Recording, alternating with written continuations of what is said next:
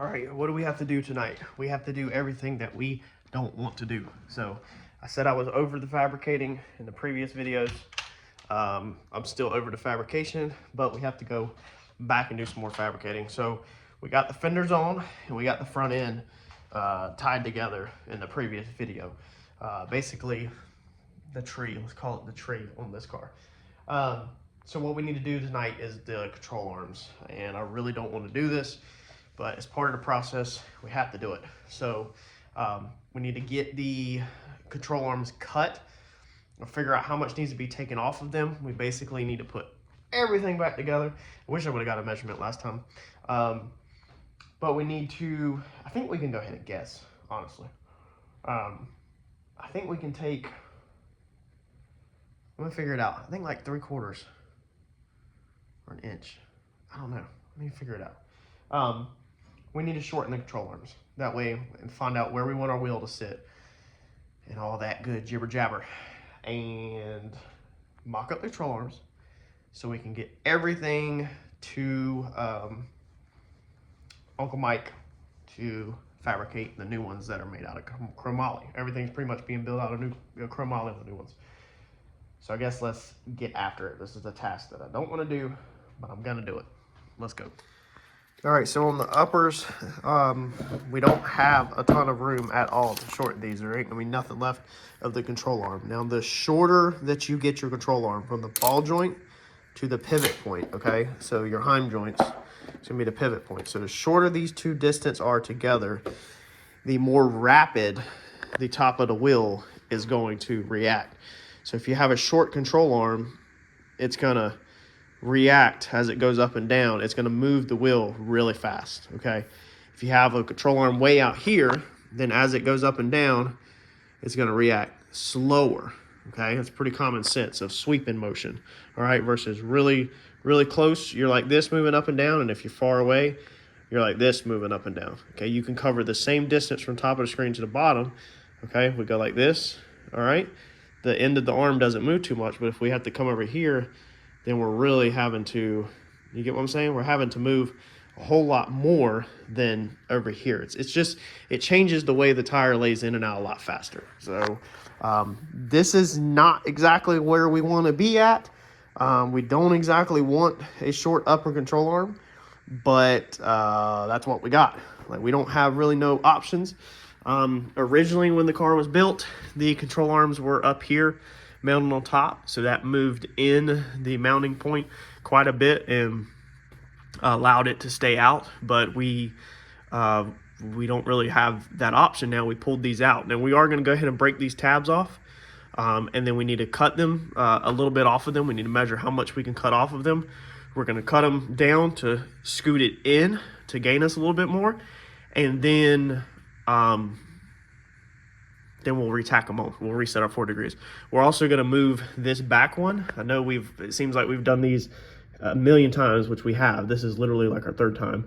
We're going to move the back one as down low as we can go to this weld, and then we're going to reset our 4 degrees. So this top one will also come down. That puts our upper control arm at more of an angle. We want more of an angle than we have now. What we have now is not enough angle to satisfy what we want to do with this suspension. We want the bottom one parallel with the ground, top one we want it really jacked up. You'll see when everything's done how everything works, so just bear with me. So that's what we need to do. We need to cut this one down. What I'm going to try to do to keep the welding to a minimum, these are tapped, okay? So the new ones will have bungs and all that, but to keep the welding to a minimum, tonight I'm going to try to just cut 3/4 of an inch off. I think me and Mike originally talked about that. Take 3/4 off of this, and then I don't think our heim joints will thread in far enough. I don't think it's tapped far enough. I don't have the tap to tap these with here. So what we'll do is we'll take these cheap ones, okay, and we will cut these shorter if we need to. So we'll cut these in half. These things are like 20 or 40 bucks off eBay. They're really cheap, and I don't see myself using them probably for anything important. So we're gonna just cut these for mock-up purposes if we need to. Now we might get luck up and they thread in deep enough, but that's the plan. So let's whack 3/4 off of each side of this, try to make as precise of a cut as we can, and let's see how deep our heims will thread in, And then we need to go ahead and break our tabs off, put back together our jig, our fixture, reset our 4 degree, break the tabs, cut them short, reset our 4 degrees, tack all that up, and then we can move to our lower control arm. Lower control arm, same thing. I think we're gonna cut 3/4 off of it to match the top, and then assemble it, and hopefully we nail it on the money. No. The lower will get more than 3/4. The lower will get 3/4 plus what we take off the tabs. So we have to calculate that into on the lowers. It's going to be both of them, because this cutting off the tab and taking it off here, we want the heim joint to be about halfway sticking out. Okay, that way we can have adjustment of moving in and out, because currently the tire is too far out now is our issue, and we have no way to go in. Even with the heim joint screwed all the way in, the tire is still too far out, and we need a little bit of adjustment for alignment purposes. So let's cut this thing down and get started. All right, so cut our 3/4 off, and then set 1/2 inch of threads out on our heim joints. Didn't have to cut the heim joints down, just had to clean them up with brake parts cleaner a little bit. So we have 1/2 inch of of thread sticking out now, meaning we can crank them in 1/2 inch, and then there's also 1/2 inch on the other side. Actually, I think a little bit more, meaning we also can bring them out, you know, if we want. So that's approximately center, give or take. So now what we need to do is we've cut our tabs off. This is our correct heim joint that we're running, so we're going to use our correct one. We have put a bolt through it. You can see where we busted it off. And I have literally just took a Sharpie and just roughly made a mark on the outside. So that is the clearance I want from my frame rail. I want these to almost be touching the frame rail to shorten these tabs as much as physically possible, but enough where they're still clear. So now we just need to measurement from there to there, and then we need to cut all 4 tabs down that same exact measurement, hopefully as precisely as we can with an angle grinder here at the house, and then get them re-tacked back on the frame rail at our 4 degrees, and then we can mock up our upper control arm and move on to our lowers.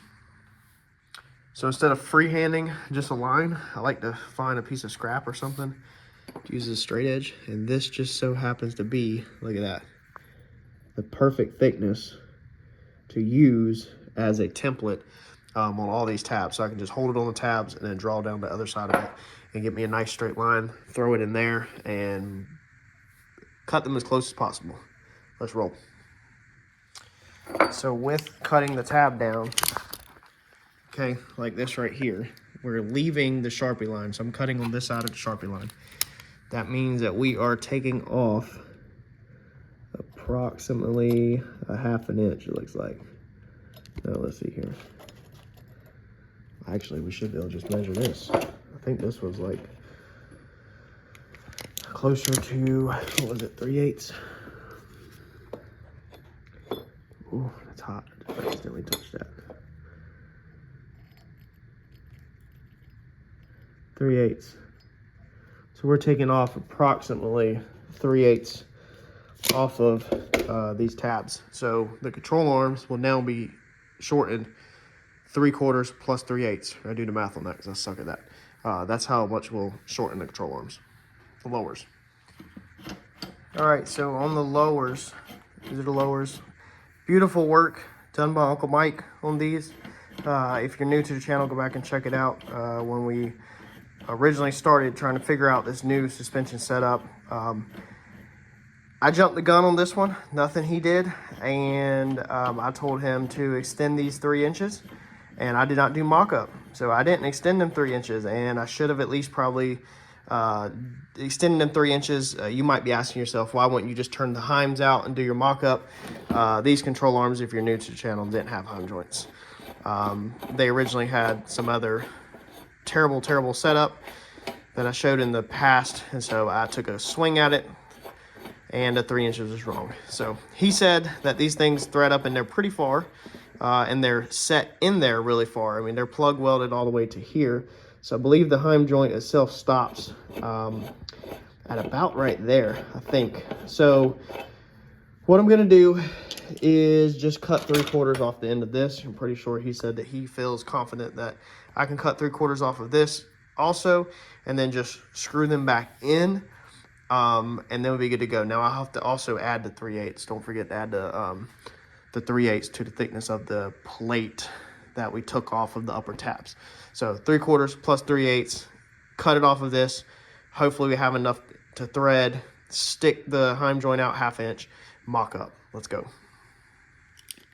So that worked out to be 1 1/8 inches. So that is literally going to be right there on the other side of his weld. So all I need to do is put my blade on the other side of his weld, leave his weld, and we should be good to go. All right, so control arms mocked up. Mine are built with the bottom is intended to be parallel to the ground at ride height. That's how the car was originally built. The tire is just sitting here, but at ride height, we have the clearance that we definitely did not have when we had them sticking way out. Now, this tire, when it's sitting like this, it is leaned in at the top. So the bottom is kicked out. The threads, when the rosebud or whatever was welded in there, it messed up the threads a little on the inside, so it needs a tap run in it. I don't have a tap that size here right now. So I have 5/8 of an inch of thread showing versus 1/2 inch what it's supposed to be in. So the bottom control arm will be sucked in. Let's see here. It'll be sucked into a 1/2 versus 5/8 whenever it's done, and then the tire should straighten back out a lot more, and then we can get the rest of the alignment out of it by either sucking the control arm in or pulling the top one out, sucking the bottom one in, pulling the top one out. That will get us the rest of the alignment we need. So I'm going to let Mike come over and look at this and see, you know, if he's happy with it. I've dropped my tabs, moved them in, shortened the arms. The only thing that I think we need to be changed is the top ball joint is at the correct angle. I think he wants to index that just a touch, possibly, but I know he definitely wants to fix the bottom one. So we want to take the new cup and roll it like this. So I think he's going to have the cup matching the same angle as that, because that is currently binding up at full droop when it's all the way down full extension. So he wants to fix that. The pieces that we have, just so you know, I was confused on this crap so much, is going to be when you're running a K772 ball joint. So I've already checked it. We kept our lowers right here. So these are going to be our lowers, and then I have adjustable uppers that I actually need to check real fast. But this is going to be your thread in K772 ball joint sleeve. Okay, so there it is. That's the part number. All-Star Performance. Here's what it looks like. I'm going to take the plastic all the way off of it. I've already threaded that one into here. It threads in perfectly fine. You can see the threads on it do look like they're a little sharper than we were discussing on this one. This one almost looks like it has no threads at all. It's wild. It's absolutely crazy. But it threads in beautifully. It threads in, no issues at all. So the only other thing I need to do real fast is actually check the uppers that I have, the adjustable uppers. Let's grab this box. I think this is gonna be it. So the ones that we have, they screw in, but then they stop right there. So I think this has a little bit of trash in it, it looks like. So if we look at it, you see the little bit of trash in the threads.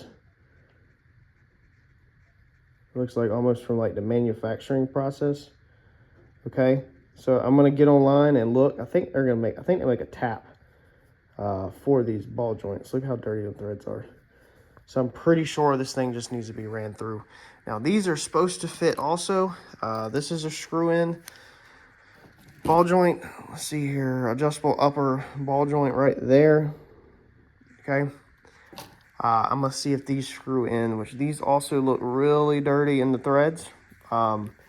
These are adjustable, meaning you can change the spacers on them to change the angle of the upper if you want, and they flex at a really good amount. Let me see if I can get this to slightly screw in. So yeah, it screws in some and then it stops, but you can feel it catching and grabbing all of that grime that's in there. Brake clean might just take it out. I'm pretty sure that is the correct threads. I feel confident about it. I feel like these things just need to be chased and cleaned out. Even a pick ran around inside of there and cleaned out. Either way, these are the sleeves we're using. I feel pretty confident, 99% sure that these are the correct ball joints. So we're gonna rock and roll, use these sleeves, and then we just need to chase them and clean the threads out to make these things screw all the way down in there and seat up correctly.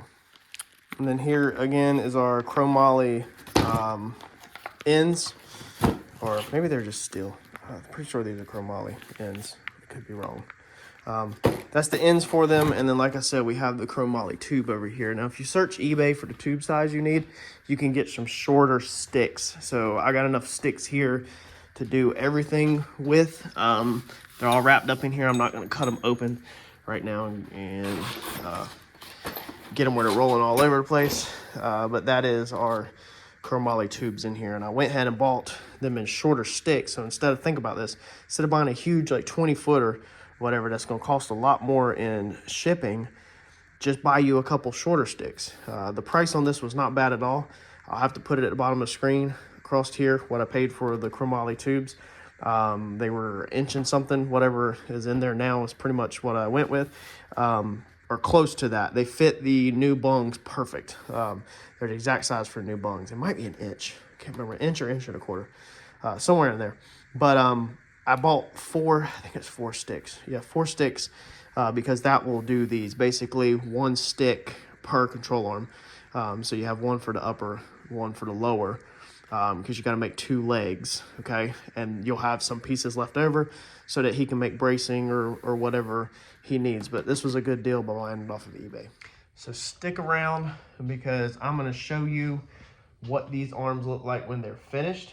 And then I'm also going to show you the weight savings that we're getting out of by building custom chromoly arms. We will put 2 on the, let's see here, on the scale. So we'll use the mock-up arms because they're cut to the correct length, and we'll use them just like they are with the original ball joints and all that. And then we will bolt up the new chromoly arms with the new ball joints, and we'll compare the weights whenever we get these back from Uncle Mike. So stay tuned, because I think these arms are going to be pretty cool.